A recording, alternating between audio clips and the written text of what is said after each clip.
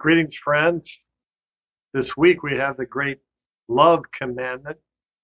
You shall love the Lord your God with all your heart, with all your mind, with all your soul, with all you have. And then you need to love your neighbor as yourself.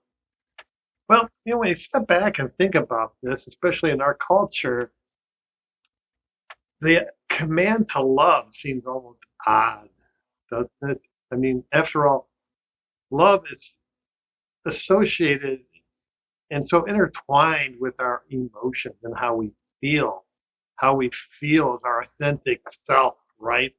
And how can you command someone to have feelings towards somebody else, right? That's kind of a hard thing. I mean, is that what God's asking? Well, no.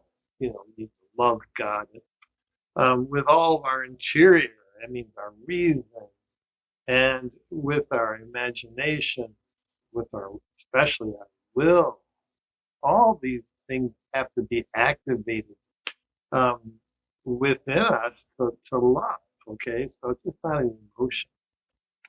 And in another way of looking at God, it's commanding us to be happy, because really in this life, only those who love are happy. Love is synonymous with being happy. So God's commanding us to be happy. Okay. Doesn't mean, it's certainly to be joyful. I mean, again, it doesn't mean that our emotions have always got to be bubbly and stuff like that, but he's commanding us to be joyful, because love is joyful, really, even when you might not be feeling it. So God's commanding us to love and commanding us to be happy. And this is another point. God is very severe with those who refuse to be happy. Look at the Old Testament reading. God commands Israel to take care of the aliens and the poor and have compassion on them, because God is compassionate. And if you're like God, this is going to be a beautiful thing. Your country is going to be a beautiful thing.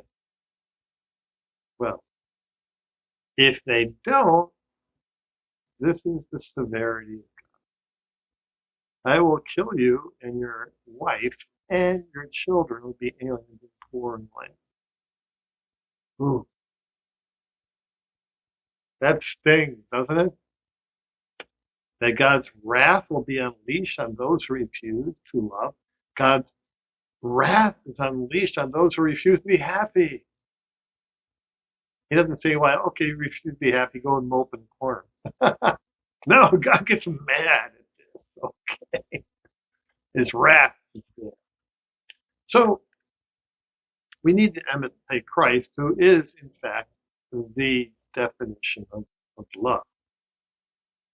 And we see in the epistle reading that Paul commends the church for how it imitated him and how they in turn became a model for others. You see, love is a selfless thing. You often hear about people saying, I got to have my freedom. Just let me do what I want to do as long as it doesn't hurt somebody else. But that very definition is selfishness. And selfishness always robs those around you of love.